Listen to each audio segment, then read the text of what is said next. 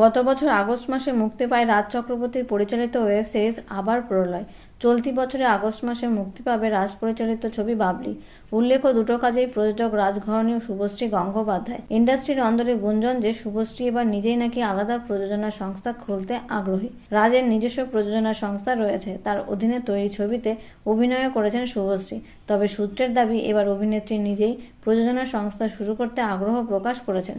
সূত্রের খবর, ঘনিষ্ঠ মহলে তিনি বিষয়টি নিয়ে নাকি মতামত চেয়েছেন।